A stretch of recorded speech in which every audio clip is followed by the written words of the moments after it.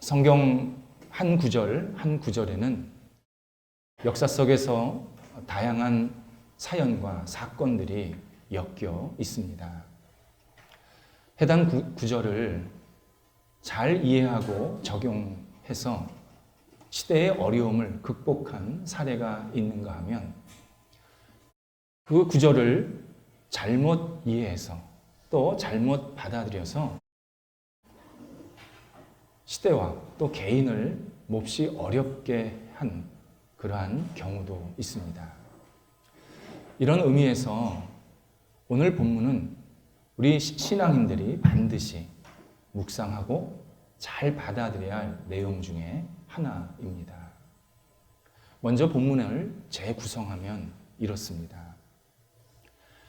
예수님께서 여성의 형편과 삶을 꿰뚫어 보시면 그 여성이 자신의 형편을 이분이 어떻게 알지? 이분이 도대체 무슨 능력이 있길래 이런 말씀을 나한테 하시지? 라고 예사뿐이 아니라는 것을 알게 되었습니다.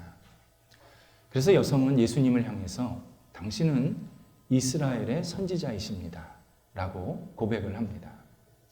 여성이 고백한 이 선지자라는 뜻은 하나님의 뜻을 온전히 아시는 분, 다른 사람들에게 어떤 진리, 가르침을 주실 수 있는 분, 또 모든 것들을 통찰하실 수 있는 뛰어난 능력이 있으신 분이라는 아주 가장 높은 칭찬입니다. 여성의 입장에서는 예수님을 선지자, 예언자 그 최고의 존재라고 고백을 하게 되었습니다. 그러면서 본인이 평소 때 관심이 있었던 신앙의 아주 중요한 주제를 예수님께 질문을 하게 됩니다. 그 질문의 내용의 핵심은 올바른 예배, 참된 예배를 어떻게 드릴 수 있을까 하는 내용이었습니다. 이것은 매우 중요합니다. 우리가 신앙이 좀 부족할 수 있습니다. 내 성경적인 이해나 또 신앙적인 이해가 얕을 수 있습니다. 그리고 내가 신앙생활을 어떻게 해야 되지? 막 고민할 때도 있습니다. 그런데 중요한 것은 하나님을 잘 믿고자 하는 간절함은 있어야 합니다.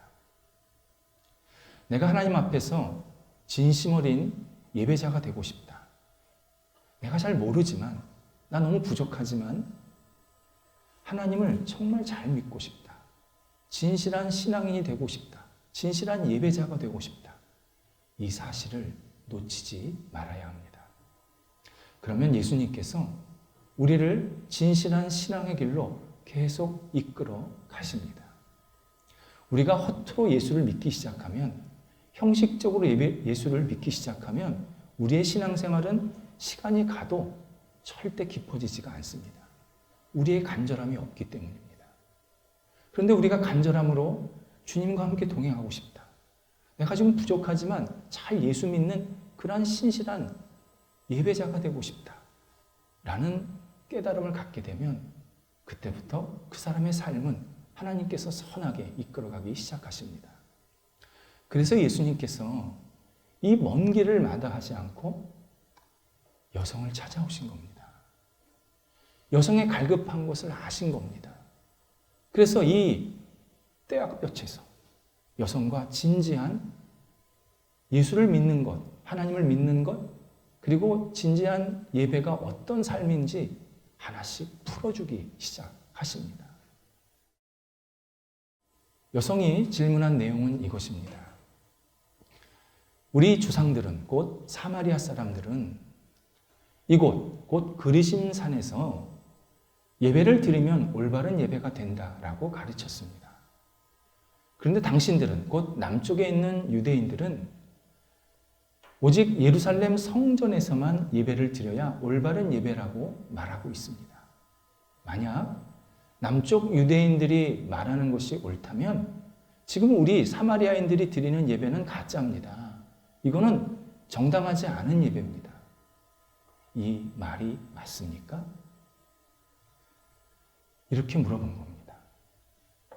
주전 450년에 이스라엘 백성이 포로로 잡혀갔다가 다시 복귀, 예루살렘 그리고 이스라엘 땅으로 복귀를 하게 됩니다. 이때 그들이 제일 먼저 한 일이 무너졌던 예루살렘 성전을 재건하는 일이었습니다. 당연하지만 재건에는 많은 비용과 시간과 그리고 사람이 필요하게 됩니다. 그러다 보니까 사마리아 사람들이 우리도 유대인이니까 예루살렘 성전을 건축하는데 힘을 좀 보태겠습니다 라고 제안을 합니다. 이때 남쪽 유대인들이 당신들은 겉으로만 유대인이지 실제로 속은 이방인의 피가 섞여 있는 이방인입니다. 이방인들은 절대 예루살렘 성전에 손 못 댑니다. 아주 단호하게 거절을 했습니다. 자존심이 상한 사마리아 사람들이 그래요? 그러면 우리도 성전을 짓지요 하면서 자기들이 소중히 여겼던 그 그리심산, 우리 서울로 말하면 남산, 그 남산 위에다가 아담하게 성전을 짓게 됩니다. 그래서 이스라엘 땅에 성전이 예루살렘과 그리심산 두 개가 존재하게 된 겁니다.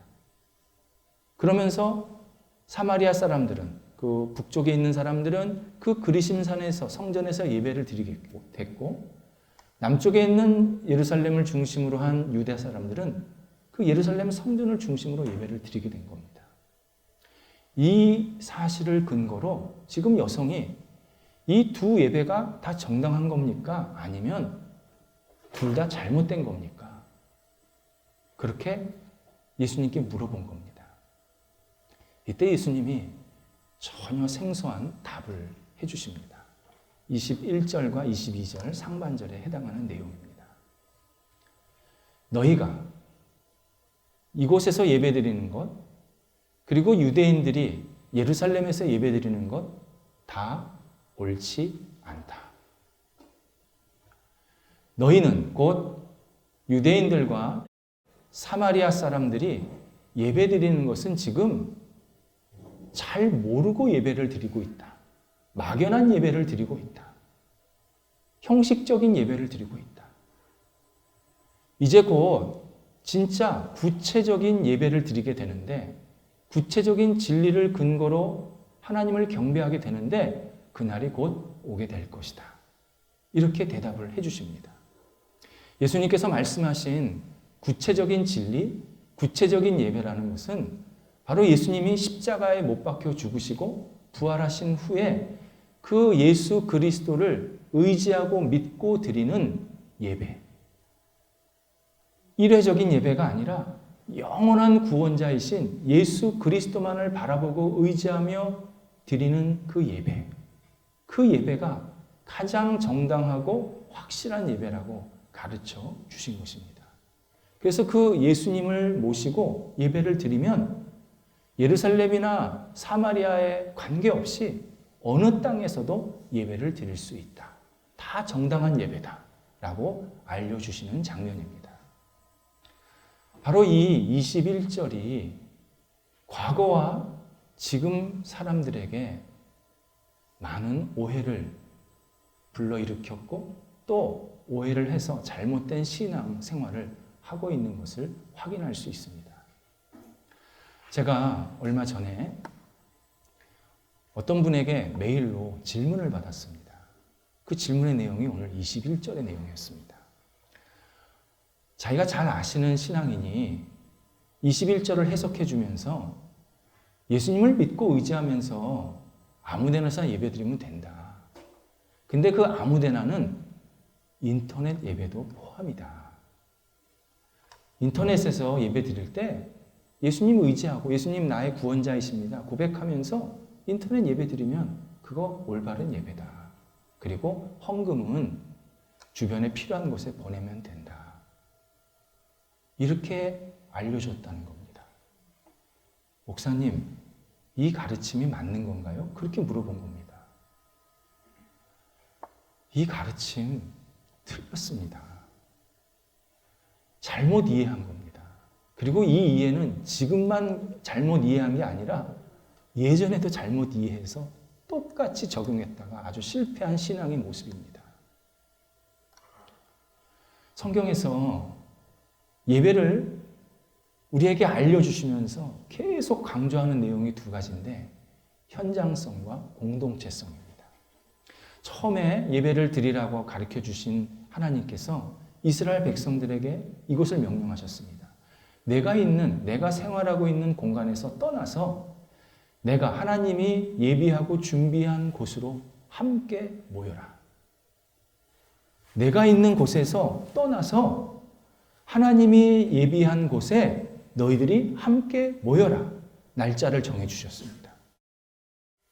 그리고 그 정해진 장소에 모일 때 절대 빈손으로 오지 마라. 너희의 죄를 용서받을 수 있는 그 동물, 제물을 하나씩 다 가지고 와라. 그리고 제물의 이 종류까지도 나열을 해주셨습니다. 그러면 각자 예배자가 동물을 가지고 오면 제사장들이 그 동물을 받아서 예배자가 보는 앞에서 잡습니다. 그럼 동물이 피를 흘리고 죽어갑니다. 그럼 예배자가 그 광경을 보면서 아, 내 죄가 저렇게 심각하구나. 내가 죽어야 되는 거구나. 이걸 깨닫게 하신 겁니다. 그리고 나서 제사장이 잡은 그 동물 가운데 일부분을, 중요한 부분을 불에 태워서 번제라는 형식으로 하나님께 드리게 됩니다. 그러면 하나님께서 그 번제를 기쁘게 받으시고 내가 이 예배자의 죄를 용서한다 라고 제사장에게 말씀해 주시는 겁니다. 그러면 예배자는 그 용서의 말씀을 듣고 은혜를 받고 제가 다시 시작하겠습니다. 용기를 갖게 됩니다. 그리고 남은 제물, 그러니까 다 태운 게 아니라 일부분만 태우고 남은 제물은 삶던지 요리를 해서 그 자리에서 같이 예배한 참석한 사람들끼리 나누어 먹으면서 화목한 관계, 교제를 갖게 됩니다. 그리고 다시 집으로 돌아가는 것. 이게 예배입니다. 그래서 우리 지금 예배 순서가 사실 여기에 맞춰져 있습니다. 다만 우리가 드리는 헌금, 예물은 내 죄를 용서받기 위해서 드리는 게 아니라 이미 십자가에 죽으신 예수 그리스도를 감사하는 마음으로 하나님을 인정하는 마음으로 정성껏 드리는 그러한 예물의 시간을 우리가 가지고 있습니다. 중요한 게 바로 이 현장성과 공동체성입니다. 그런데 과거에 일부 신앙인들이 이 세상에는 우리가 예배를 드릴 수 있는 공간이 없어. 이 세상 너무 타락했고 문제가 많아. 해서 어디로 갔냐? 산과 동굴로 들어갔습니다. 지금 우리가 방에서 인터넷 예배랑 똑같이 드리는 형태로 예배를 드린 겁니다. 자기 혼자. 동굴에서, 산에서. 근데 이분들의 끝이 다 자기만의 신앙에 빠졌고 이단에 빠졌고 사람들을 잘못 이끌었던 아주 대표적인 인물이 되었습니다. 우리가 예배 드릴 때 집에서 이곳 예배 장소까지 오는, 그래서 내 몸과 마음을 준비해서 이곳까지 오게 됩니다.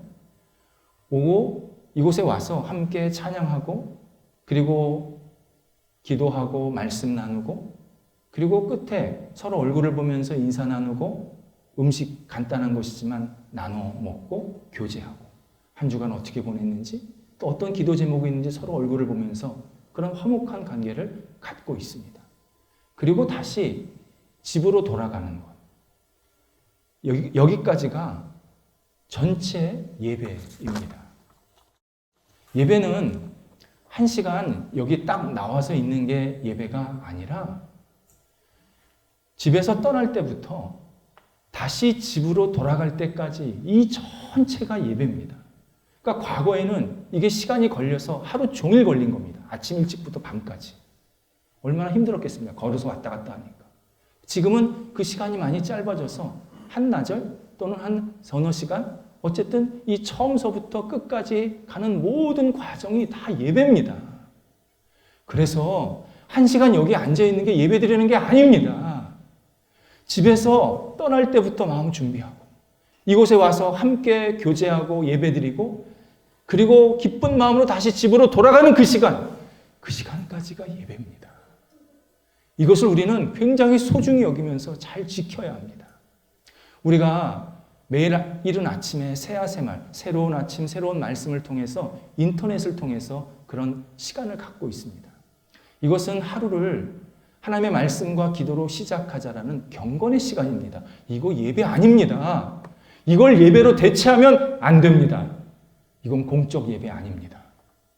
새아새말은 내 형편에 맞춰서, 그래서 어떤 사람은 아침에 하기도 하고 어떤 사람은 저녁에 하기도 하고 낮에 하기도 하고 다 다르지 않습니까? 그런데 공적 예배는 정확한 시간, 정확한 장소, 그리고 함께 모여서 하나님을 한 목소리로, 한 마음으로 진지하게 찬양하고 고백하고 함께 교제하고 돌아가는 이 모든 것들이 다 예배라는 사실을 반드시 우리는 기억해야 합니다.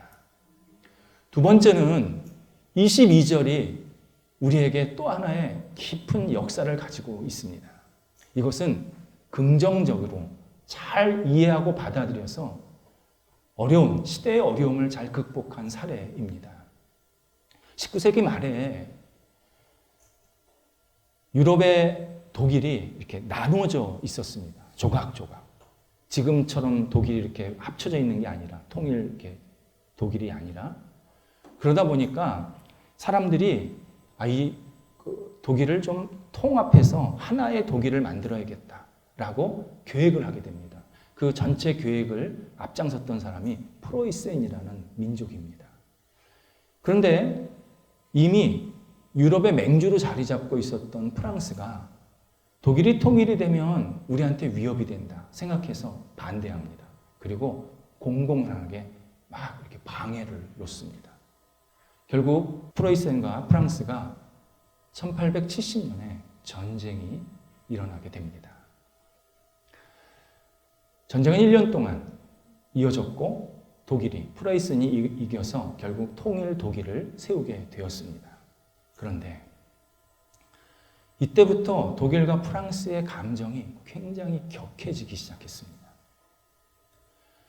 독일은 남의 나라가 통일하겠다는데 왜 니네가 반대해서 우리가 1년 동안 이렇게 엄청난 국력을 낭비하게 만드느냐. 아주 크게 반감을 가졌습니다. 프랑스는 너희는 말만 독립인다 했지 실제로는 유럽 패권을 차지하려는 거다. 그리고 너희들 우리 침략해서 우리 보물들, 문화재를 너무 많이 가져갔다. 너희들 침략 전쟁한 거다. 이렇게 아주 갈등의 골이 깊어지기 시작합니다. 그러다가 1894년에 일이 터졌습니다. 프랑스 정부가 최고의 정보를 다루고 있는 부대의 장교 드레피스라는 이 장교를 간첩 혐의로 기소를 합니다. 간첩 혐의가 뭐였냐면 중요한 정보를 독일에다가 계속 빼돌렸다는 겁니다. 10수년간. 나중에 이게 누명이었다는 게 밝혀졌습니다. 근데 왜 누명을 씌웠느냐? 이유가 딱 하나였어요. 이 드레피스가 유대인이었습니다. 그런데 유대인으로서 너무 높은 자리에 올라가 있으니까 주변 사람들이 다 시기를 한 겁니다. 그걸 프랑스 정부가 딱 잡아서 잘 됐다. 그러면서 독일을 공격하는 데 쓴 겁니다. 독일에 빼돌렸다. 근데 요 누명이라는 것까지 밝혀지기 전까지 가톨릭이 프랑스 정부 편을 듭니다. 독일 사과해야 된다. 저 장교 사형에 처해야 된다. 유대인들은 예수님을 십자가에 못 박인 당사자다. 유대인들은 당연히 처벌받아야 된다. 이렇게 반유대주의를 휘몰아치면서 여론을 형성합니다. 이때 종교개혁의 후예들이었던 개신교 교회들, 특히 독일에 있는 개신교 교회들이 중심이 돼서 강력하게 반발을 합니다. 그 반발한 구절이 바로 오늘 22절입니다. 예수님께서 말씀하시기를 유대인에게서 구원이 나온다고 하셨다. 유대인들은 혐오할 대상이 아니라 사실은 구원의 우리의 은인이다. 유대인을 통해서 우리가 하나님을 알게 된 거다. 유대인을 존중해야 된다. 그들을 미워하면 안 된다. 아주 강력하게 대응을 했습니다.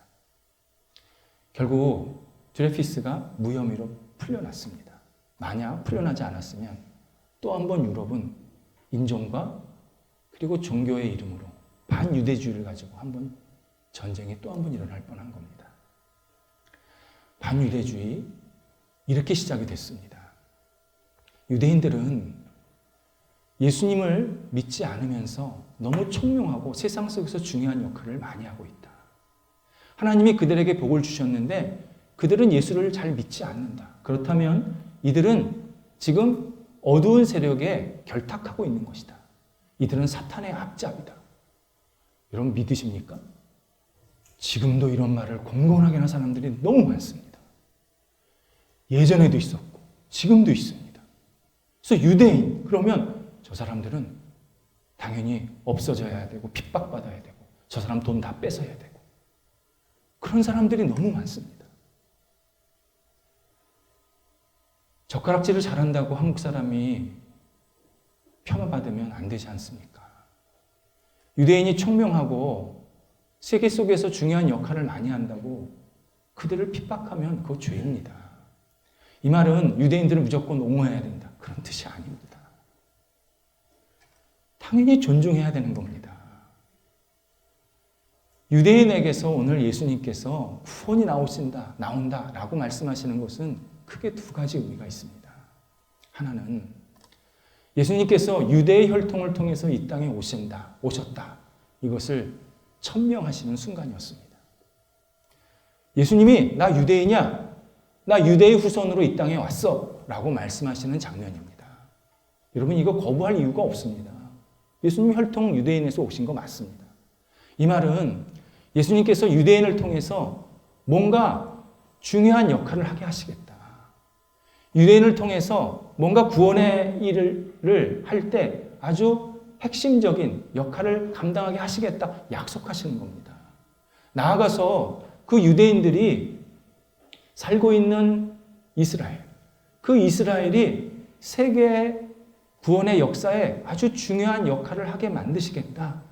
그렇게 말씀하시는 겁니다.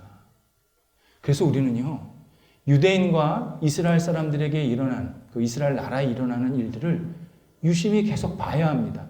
무슨 거기에 박수치자는 게 아니라 하나님께서 지금 그들을 어떻게 이끌고 계시는지, 어떻게 그들에게 지금 역사하고 계시는지를 보면서 이 시대를 읽어야 됩니다. 그리고 하나님의 뜻이 지금 이렇게 가고 있구나. 이걸 계속 우리가 깨달으면서 우리가 이 어려운 세상을 잘 극복하고 또 살아나가야 할 필요가 있습니다. 유대인과 이스라엘에 일어나는 일은 그들의 이야기가 아닙니다. 하나님이 지금 뭔가 계속 하고 있다는 뜻입니다. 또 하나는 이런 의미에서 예수님께서 유대를 통해서 구원이 나오신다고 하시는 것은 유대가 끝이다. 유대인만 구원받는 것이다. 그런 의미가 아니라 유대인을 통해서 계속 구원이 확장되게 하신다라는 약속입니다.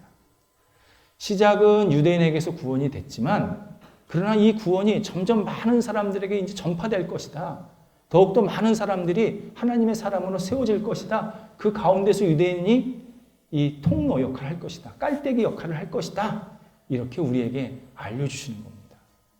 이 사실을 성경에서는 계속 우리에게 알려주고 계십니다. 성경, 유대인의 책입니다. 성경의 저자들 다 유대인입니다. 그러면 유대인들이 이걸 끌어안고 있을 수 있었습니다. 이건 우리만 읽을 거야. 근데 그렇지 않았습니다. 사람들한테 내놨습니다. 특히 신실한 유대 그리스도인들이 이 성경을 사람들이 번역하세요. 여러분들도 이거 읽어야 됩니다. 계속 내놨습니다. 지금도요. 세계에서 성경 언어로 막 번역이 되지 않습니까? 여러 언어로. 가장 큰 후원자가 누구냐? 유대인들이에요. 우리 개신교가 아니에요. 유대 공동체가 계속 돈을 대면서 이거 빨리 번역해서 읽으시라고. 더 많이 읽으시라고. 지금 그러고 있습니다. 그리고 이 성경 내용에 보면 비유대인, 곧 이방인들 구원받는 모습이 너무 많이 나옵니다. 유대인들이 저수를 했다 그러면 유대인들이 구원받는 모습이 많이 나와야 되는데 성경에 보면요, 오히려 비유대인이 구원받는 모습이 훨씬 더 많이 나옵니다. 그리고 유대인의 그 이미지랑 좀 다른, 예를 들어서 여성들, 연약한 사람들, 그리고 병자, 환자들, 이런 사람들이 구원받는 모습이 훨씬 성경에 많이 나옵니다. 우리는 나만 이야기를 빼놓을 수가 없습니다. 나만은 이스라엘과 국경을 접해 있는 수리아라는 나라의 국방장관이었습니다. 수리아는 이스라엘과는 비교도 안 될 만큼 강대국입니다. 그 당시에. 거기에 국방장관 넘버 2입니다. 이 당시에는 전쟁을 했던 시기이기 때문에 왕 다음에 그 다음에 서열이 국방장관이었습니다. 그렇다면 나아만은 다 가진 사람입니다.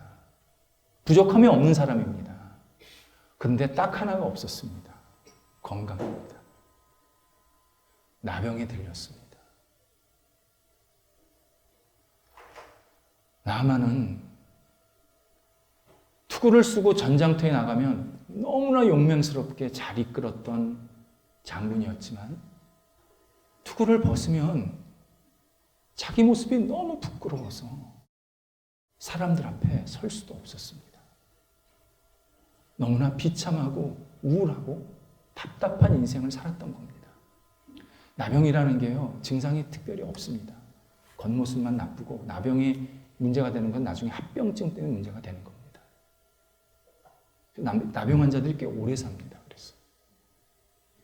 그러니까 이 지력도 있고 힘도 있는데 이 얼굴, 겉모습이 너무 부끄러워서 도저히 제대로 살 수가 없었던 겁니다.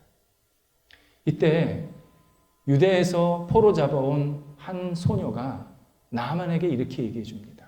장군님, 제가 살던 고향에는 엘리사라는 선지자가 있는데 그분이 당신을 고치실 수 있습니다. 그렇게 말해줍니다. 이때 나아만이 2번 묻지도 않고 군사를 이끌고 엘리사를 아련하러 갑니다. 나아만의 입장에서는요, 지금 어린 소녀, 그것도 포로 잡아온 소녀의 말을 들을 이유가 없습니다. 보이지도 않는 위치입니다. 근데 그의 말을 듣고 움직인 겁니다. 거기에 자신의 권력이나 권한을 보면 엘리사를 불러올 수도 있었습니다. 엘리사 선지자, 일로 좀 오시오. 당연히 와야 되는 겁니다. 그 당시는. 그런데 본인이 군사를 이끌고 찾아간 겁니다. 왜일까요? 간절했습니다. 간절했습니다. 나 병 고침 받고 싶다. 나 이 문제 해결받고 싶다. 나 이 아픔 극복하고 싶다. 나 이대로 살고 싶지 않다. 내가 돈이 없는 것도 아니고 힘이 없는 것도 아니다. 나 그게 중요한 게 아니다. 나 내 문제 좀 해결하고 싶다. 너무나 간절했습니다. 그래서 엘리사를 찾아갔는데 엘리사가 나아만을 쳐다보지도 않는 겁니다. 그리고 사원을 시켜서 저 요단강에 가서 7번 씻으시면 납니다. 그렇게 전달을 한 겁니다. 나아만이 화가 났습니다. 내가 아무리 나병 환자지만 내 몰골이 부끄럽지만 그래도 당신네 나라보다 내가 강대국에 그것도 국방장관이요. 어떻게 나를 홀대 이렇게 하시오. 성경이 뭐라고 표현되냐면 당장 이스라엘을 침략하고 저자를 죽일 것이다. 그렇게 마음을 먹게 됐다는 겁니다. 이때 같이 데려갔던 종이 나아만에게 진언을 합니다. 장군님, 저분이 금 1톤을 달라고 하면 안 주셨겠습니까? 아니 저 요단강물에서 씻기만 하면 된다는데 왜 그거를 거절하십니까? 씻고 난 후에 낫지 않으면 그때 어떻게 처벌할지 결정하시면 됩니다. 나만이 듣고 보니까 맞거든요. 그래서 우리가요, 분노가 일어날 때 옆 사람 얘기 좀 들으셔야 합니다. 화날 때 화나는 대로 행동하면 100% 실수합니다. 내 안에 감정이 일어나면 옆 사람 얘기를 들으셔야 돼요. 나아만이 그래 한번 씻어보지 뭐. 그러면서 순종하는 마음으로 요단강에서 씻었는데 놀랍게도 7번째 씻고 나왔을 때 깨끗이 몸이 낫게 됩니다. 이때 나아만이 열왕기하 5장 17절에서 선지자에게 아주 중요한 이야기를 합니다. 선지자요, 이 두 노새에 얹을 수 있는 이스라엘 흙을 제게 허락하소서. 제가 이 흙을 제가 있는 곳에 뿌리고 잘 다져서 이곳에서 사람들이 모이게 하고 이곳에서는 오직 여호와 하나님만을 경배하겠습니다. 이렇게 고백하고 약속을 합니다. 하나님 참 놀라우신 분 아닙니까? 하나님의 하자도 몰랐던 사람입니다. 근데 자기의 이 문제, 이 아픔을 해결하고 싶은 이 갈급함에 결국 종의 말을 들어서 여기까지 왔고, 그래서 그 사람이 유대인이냐 아니냐, 환자냐 건강한 사람이냐 전혀 상관없이 하나님을 바라보았더니 하나님께서 그를 구원의 길로, 회복의 길로, 치유의 길로, 온전한 길로 인도해 주셨음을 우리가 보고 깨닫게 만들고 계십니다. 예수님께서 구원이 유대인에게서 나왔다라는 이 말씀, 우리가 두 가지를 반드시 기억하셔야 합니다. 하나는 우리 모임이 열려있는 모임이어야 합니다. 하나님께서는 이렇게 우리가 모이게 하셨습니다. 여기에는 다양한 분들이 오고 계십니다. 그리고 앞으로도 오게 하실 겁니다. 과거에 좋은 일이 있었던 분도 있었고 어려운 일이 있었던 분도 있습니다. 또 건강한 분도 있지만 건강치 않은 분도 계십니다. 또 성공한 분도 계시지만 성공 없이 굉장히 어려움을 겪고 있는 분들도 계십니다. 앞으로도 계속 그런 분들을 우리한테 보내주시고 만나게 하시고 함께 예배하게 만드실 것입니다. 이때 우리가 두 팔 벌려 환영해야 합니다. 어서 오십시오. 우리는 당신과 형제 자매입니다. 우리 모임은 언제든지 당신을 환영합니다. 기쁜 마음으로 함께 손을 잡고 예배하고 교제해야 합니다. 그럼 모였을 때는 같이 교제하고 서로 기도 제목도 나누고 일주일 동안 서로를 위해서 기도하고 정말 간절한 마음으로 기도하고 얼굴을 보고 같이 이야기 나누고 기도하는 시간도 그만큼 더 많이 가져야 합니다. 우리가 만났다 그러면 그 만났던 시간만큼 그 사람을 생각하면서 늘 축복하는 마음을 계속 가져야 합니다. 그렇게 해서 열려 있어야 합니다. 닫힌 모임은 아픈 모임, 망가진 모임입니다. 열려있는 모임은 하나님의 역사를 기대하는 모임, 건강한 모임입니다. 하나님께서는 열려있는 모임을 통해서 계속 하나님의 뜻을 이루어 가십니다. 또 하나는 내가 하나님을 믿고 이 자리에 나왔다, 이 자리에 앉았다. 그러면 내가 지금 유대인 된 겁니다. 나를 선택하셔서 하나님의 자녀 삼아 주셔서 이 땅에서 살게 하신, 유대인으로 살게 하시는 겁니다. 그렇다면 나를 통해서 복음이, 하나님이 또 사람들에게 전달되어야 합니다. 주변 사람들에게, 또 가족에게, 우리 직장 동료에게, 또 만나는 사람에게 계속 예수님을 전하고 통로가 되어줘야 합니다. 우리 교회에 데리고 나오세요가 아닙니다.